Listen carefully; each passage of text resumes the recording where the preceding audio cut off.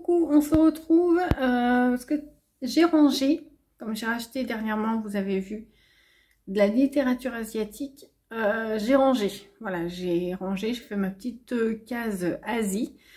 Alors là, si vous voyez des cheveux, c'est normal, hein, c'est pas un enfant qui est au coin ou je sais pas quoi, c'est juste une poupée hein, qui date des années 80, donc voilà, c'est pas grave.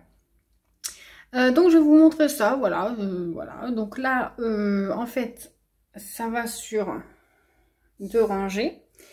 Donc ici, c'est tout ce qui est Chine et Corée. Donc, je vais vous montrer un peu. Alors là, il y a du Han Suyin.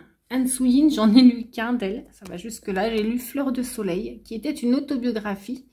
Han Suyin est une auteure très connue en Chine.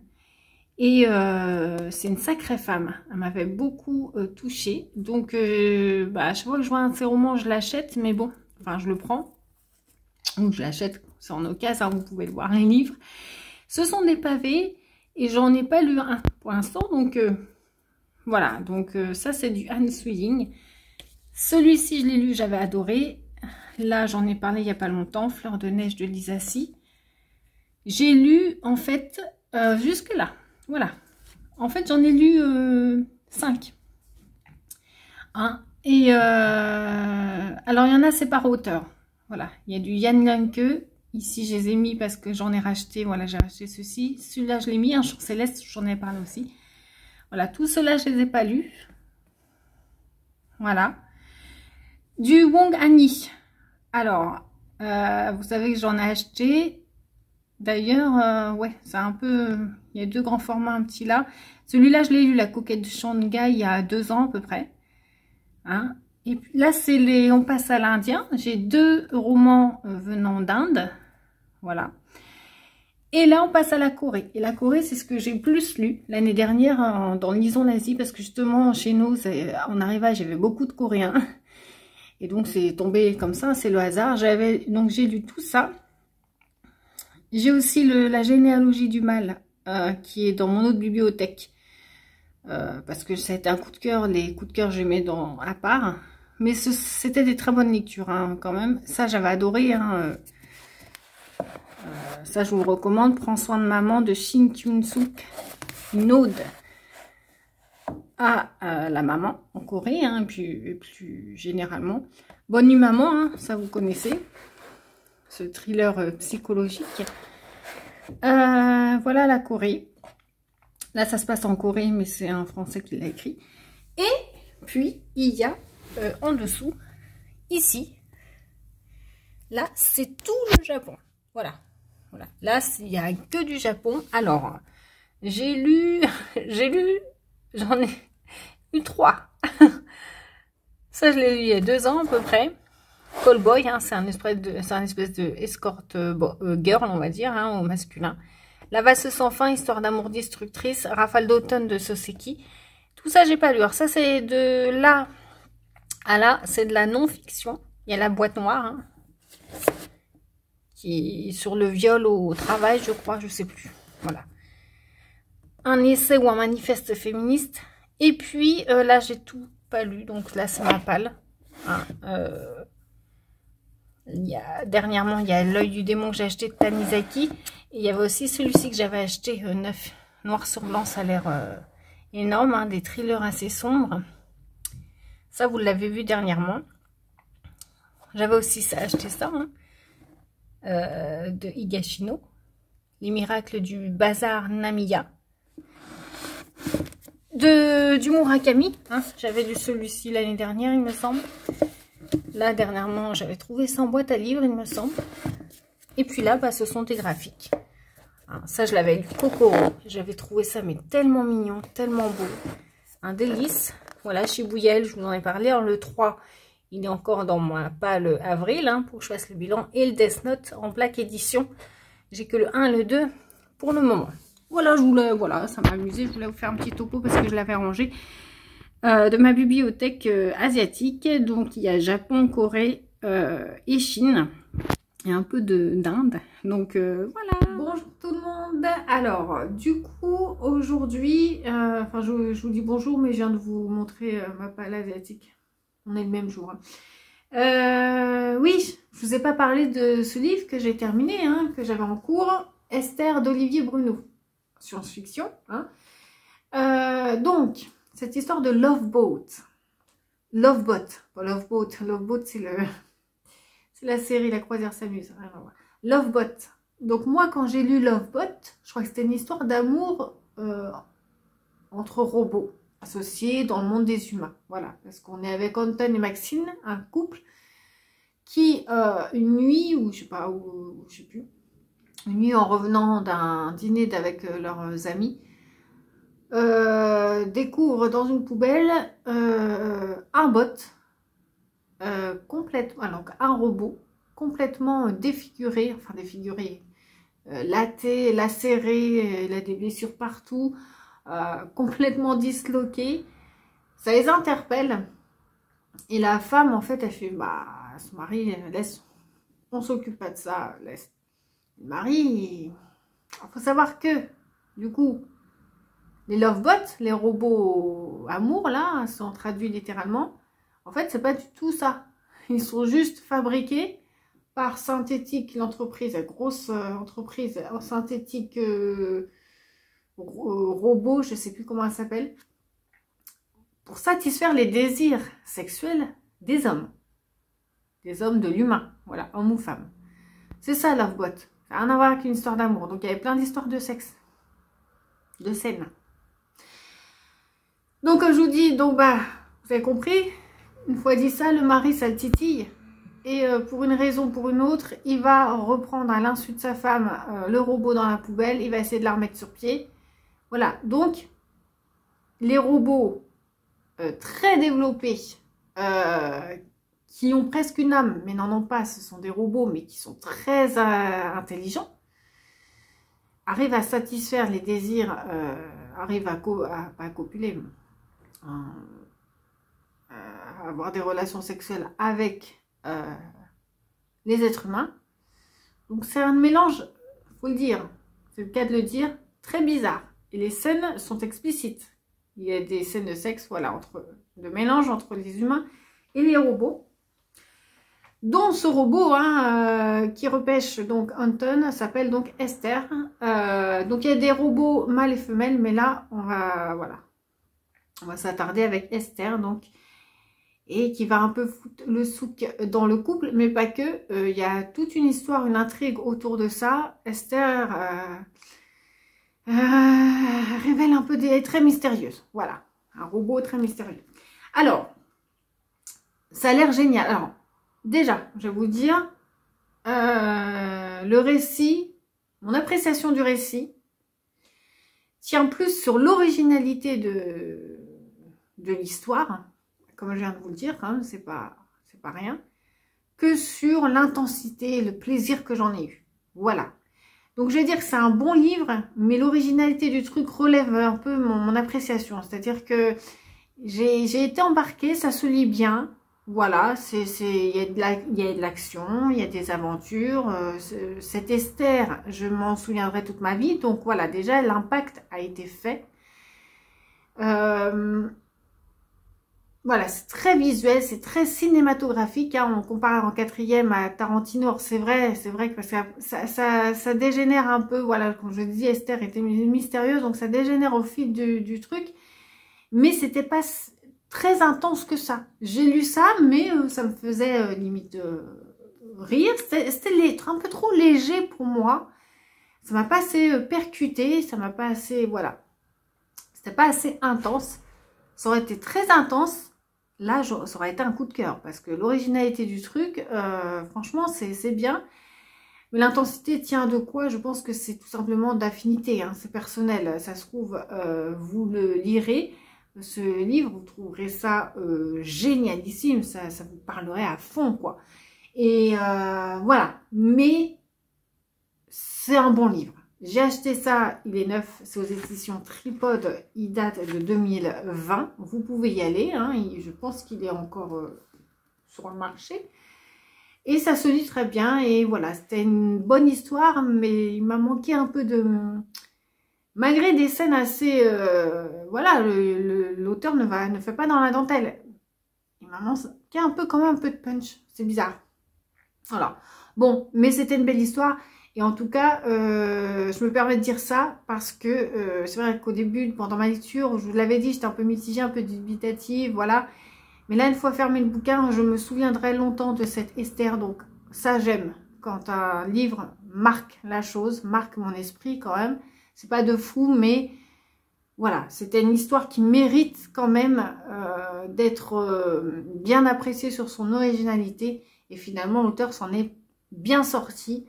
Alors oui, alors on dit Black Mirror. Non, parce qu'en fait, s'il suffit d'avoir une histoire avec des robots et des humains, on dit c'est Black Mirror. Non, ça marche pas comme ça. À la limite, à ce compte-là, toutes les histoires, c'est quoi une histoire à la Black Mirror?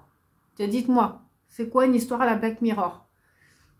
Déjà, Black Mirror, c'est plusieurs trucs associés. Alors oui, c'est de la nouvelle technologie poussée à l'extrême. Voilà, mais bon, si la référence Black Mirror, c'est juste ça, ouais, bon, j'ai rien vu de Black Mirror. C'est une histoire à part entière. Hein. Enfin, bon, bref. Bon, c'est un peu pour vendre le truc. Mais ça mérite d'être original et c'est divertissant. Voilà. Ah, par contre, je vous dis, il y a des scènes osées et faut un peu s'accrocher. En même temps, c'est le cœur de l'histoire. Moi, je ne savais pas que c'était ça. Hein, derrière, on nous dit que c'est... on ne nous dit pas. Hein. Et j'avais lu sur je ne sais plus quel article, c'était une histoire d'amour des temps modernes, des robots. C'est pas l'histoire d'amour. Hein. On est dans le désir sexuel pur et dur. Hein. Donc, voilà, en gros. Vous pouvez y aller. C'est très étrange, mais très aussi, on peut dire, un peu déjanté quand même. Hein. Voilà, un peu de Tarantino. C'est pas aussi ouf que Tarantino, mais on est dans la même veine. Voilà, on va dire ça comme ça. Bon, bah voilà, bah, c'est tout ce que j'avais à vous dire, hein, puisque là, j'ai sorti Ubik de Philippe Cadic. On est combien? À l'heure où je vous parle, on est le 23 avril. J'ai sorti, je recommence deux lectures nouvelles. Donc, Ubik de Philippe Cadic. Donc, j'ai pas commencé, hein. J'ai eu 2-3 pages des deux. Et l'autre, c'est quand même le tome 3 de... Faut que je continue cette saga, hein, c'est l'occasion. De Terre des Origines, hein, d'Orson Scott Card. Donc là, c'est l'Exode, hein, cette petite saga science-fiction que j'avais bien aimée. Je vous en parlerai bah, voilà, en fil du vlog lecture. De celui-là, je suis pas sûre. Parce que moi, j'en ai commencé, il n'y a peut-être pas grand-chose à dire. En tout cas, voilà mes prochaines lectures. Peut-être que... je sais pas, parce qu'il n'y a que 30 jours... C'est quand le premier? Oui, ça tombe un dimanche en plus. Oui, donc voilà, il me reste pile poil 8 jours pour lire ces deux petits livres. Si j'ai terminé avant, parce que là, lundi, je reprends le travail, j'aurais été en vacances, je pense que j'aurais pu me permettre de relire un autre livre. Je pense que j'aurais pu sortir Le meilleur des mondes d'Huxley, Aldous Huxley, là. Et ça m'embête un peu parce que j'aurais voulu lire ce classique quand même. Mais tant pis, si j'ai pas le temps, je lirai à d'autres occasions. Ou peut-être au mois de mai, mais il n'est pas prévu dans le mois de mai.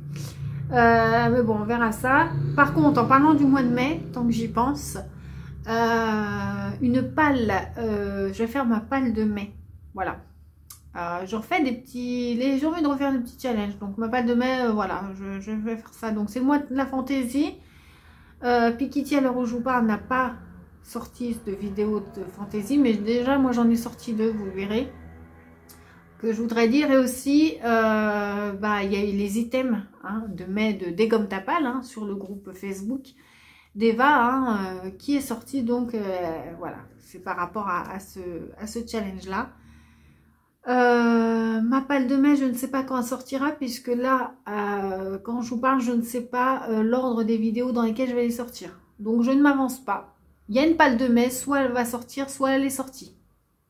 Voilà, en tout cas, elle y sera, je pense que je vais faire ça. Et c'est bien comme ça. Donc, pour l'instant, c'est tout ce que je voulais vous dire. Voilà, c'est tout.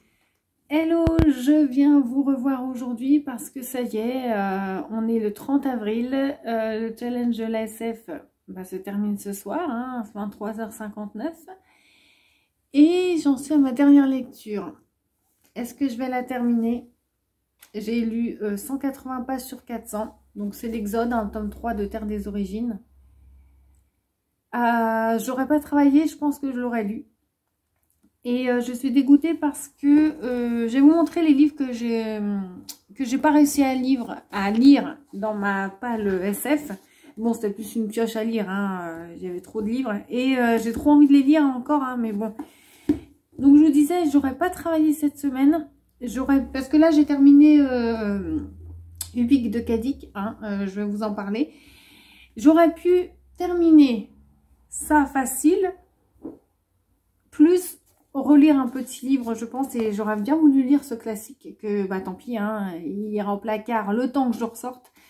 Donc Le meilleur des mondes d'Aldous Huxley. Voilà, bah voilà, récit d'anticipation classique. C'est pas grave, j'ai pas lu donc De ma palle à l'aube des ténèbres de Fritz Leiber aussi. J'ai pas lu ce manga, voilà, Poison City, l'intégrale. Manga survival horror SF, hein, donc voilà.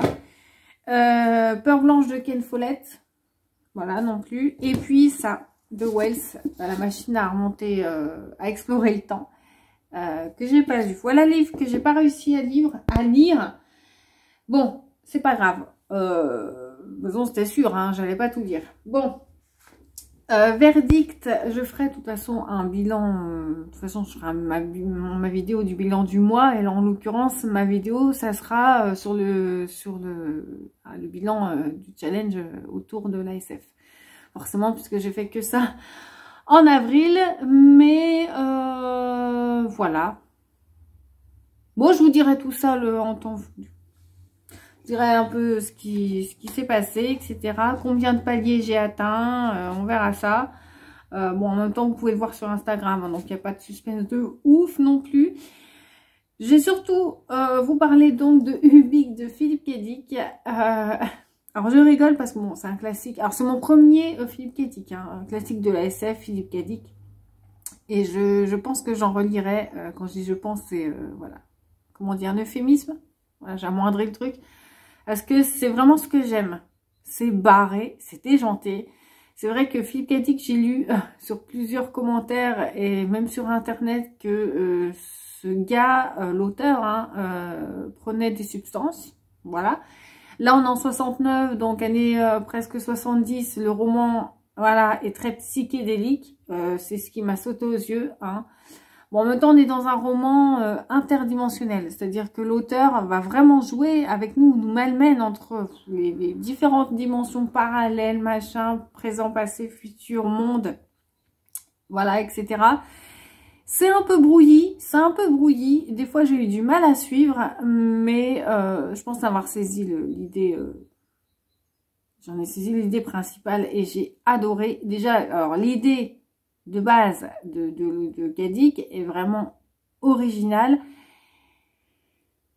et franchement j'ai adoré. Alors le seul petit bémol, c'est que c'est un peu froid, quoi. Bon, c'est de la SF, mais la SF n'est pas forcément froide, ça dépend comment on l'écrit. En général, les auteurs, oui, bien, je ne fais plus les liaisons maintenant, tiens. Les auteurs de SF, en général, c'est une écriture un peu froide. Mais ça m'a pas dérangé parce que franchement, le sujet est dantesque, quoi, est d'enfer. On est ouf. Alors, ce qui est marrant quand même, ça a été écrit en 69, mais c'est de la SF, donc on est en 1992.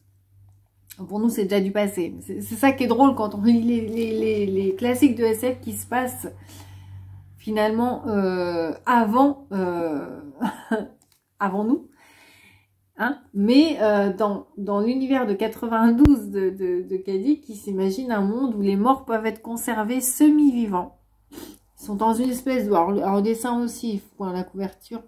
C'était les éditions France Loisirs. Quelle année? Bon, 70, hein. Non. Je sais plus. Ouais, si, 70, voilà, ça a été sorti, je pense que c'était la première couverture. Voilà, donc voilà, ils sont dans, je sais plus comment ça s'appelle, dans un espèce de truc comme ça, cercueil en semi-vivant, ils sont dans un cercueil de glace. Voilà, ils sont conservés là-dedans, hein, comme des aliments, hein, finalement. Donc ils sont semi-vivants et ils peuvent, leur cerveau sert encore, hein, ils peuvent parler avec les vivants. Donc en fait, là-dedans, on sait jamais. Alors c'est vrai que si on sait, mais c'est vrai que je sais pas si c'est voulu ou si l'idée est trop complexe pour ressortir une idée assez claire au lecteur. Mais c'est vrai que des fois, on est un peu embrouillé entre eux. On ne sait pas si on est entre la fiction, enfin entre le réel et le rêve. Les personnages, on ne sait pas des fois s'ils sont nés dans la mort ou dans la vie, enfin s'ils sont morts ou vivants, mais on retombe toujours sur nos pattes. Enfin vraiment, j'ai pris ça comme un petit jeu, franchement, que l'auteur nous malmenait exprès, parce que finalement, on arrive à saisir quand même l'idée générale, et moi j'ai adoré Ubik, c'était perché, une idée folle. Bon, on est dans les 70, comme je vous ai dit, mais donc c'est très psychédélique. Mais on est dans l'univers, je m'en fous, quoi. Après, même si l'auteur prenait des substances, voilà. On est dans un univers très étrange, très singulier. Et franchement, moi, c'est un des critères phares, quoi. Qui dit qu'il a au moins voilà, ce crédit-là, quoi. Nous offrir quelque chose de singulier, de particulier, et m'embarquer. Il m'a vraiment embarqué. Alors, qui est Ubik? Qu'est-ce que Ubik? Allons donc. Eh ben, je vous laisse découvrir, je peux pas vous le dire. Voilà, je peux pas vous le dire. Donc forcément, il y a un lien avec le fait que quand on meurt, on peut rester en semi-vie. Il y a tout ça, il y a tout un truc aussi, un message hein, derrière tout ça, le capitalisme. Je vous en dis pas plus. Mais au-delà de ça, enfin voilà, même dans ça c'est dans le fond, mais dans la forme, c'est vraiment un univers que j'ai vraiment apprécié. Vraiment. Donc, comme je vous ai dit, bon, heureusement que j'aime bien cette lecture. Sinon, je me dis, c'est vraiment un défi, je me lance, hein, j'ai jusqu'à ce soir pour lire. Comme je vous dis, moi, c'est pas l'envie qui m'en manque, c'est simplement que mon cerveau se fatigue vite. Donc, je suis tributaire de mon cerveau. Je dépends de mon cerveau. C'est bizarre, hein, dit comme ça.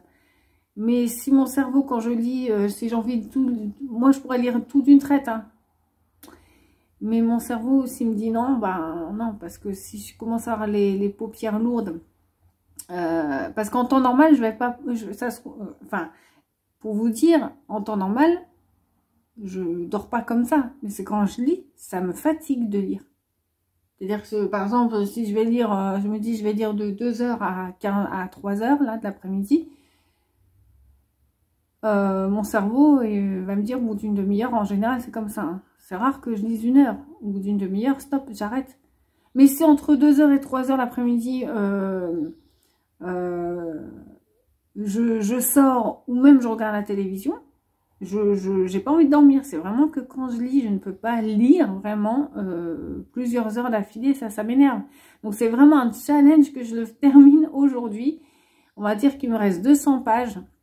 C'est vraiment rien. Et je vous dis heureusement que j'adore parce que, bon là c'est un tome 3, hein, parce que sinon ça aurait été mort. Je me serais restée à Ubik et puis ça aurait été mon dernier livre, puis ça je l'aurais mis en stand-by. Mais c'est vraiment un challenge, donc est-ce que je vais le réussir ou pas? Si je le réussis, je viendrai vous en reparler ce soir.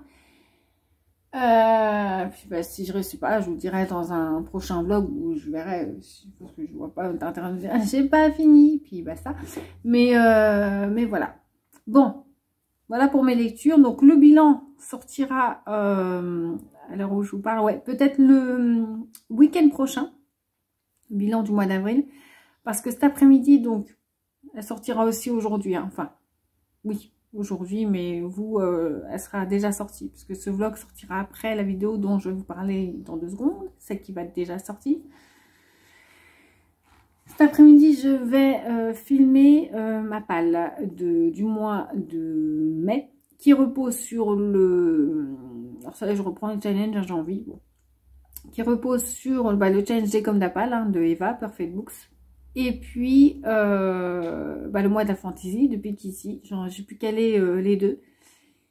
Bon, bien sûr, ce sera toujours une pioche à lire, hein. Enfin, moi, je vous dirais, j'ai pas tout lu, c'est sûr. Parce que là, 2 challenges, voilà. Ça va être chaud, mais voilà, je vais vous présenter cette palle-là.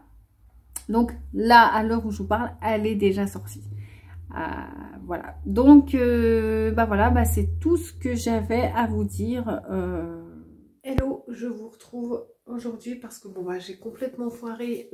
J'ai pas terminé ma lecture, ma dernière lecture de SF. Donc voilà, donc c'est super. Alors il me reste 100 pages, 120, 110, une centaine de pages, mais j'avais dit qu'au 1er mai, donc si j'ai pas terminé ma lecture, je l'arrêterai, mais j'ai pas envie. J'ai pas envie, je vais tricher un peu. Bah tricher en fait, non, parce que ça me met plus dedans qu'autre chose, parce que ça me retarde dans mes lectures de mai, mais elles attendront. Je vais terminer ce livre, j'ai pas envie de le laisser en suspens. Donc ça va aller vite. J'espère le terminer ce matin, voilà. À l'heure où je vous parle, je sais pas, il est peut-être 10, 11 heures dimanche matin, 1er mai, donc et je commencerai mon premier livre de ma palle de mai ce soir ou dans la journée. Donc voilà, mais j'ai essayé, hein, parce qu'hier j'ai quand même lu, du coup bah, j'ai lu une centaine de pages, pas plus comme je vous ai dit, hein, je peux pas lire comme je le souhaite. Donc voilà. C'est tout ce que j'avais à vous dire. Eh bien, me revoilà. Voilà, j'ai terminé donc le tome 3 de Terre des Origines, l'Exode. Il doit être 16 h, hein, on est toujours dimanche donc. Et j'ai bien fait parce que c'était encore un régal de lecture. Voilà, je voulais vraiment le terminer, je voulais pas le laisser en suspens. J'adore vraiment cette petite série. Et voilà. Donc, du coup, qu'est-ce que je vais lire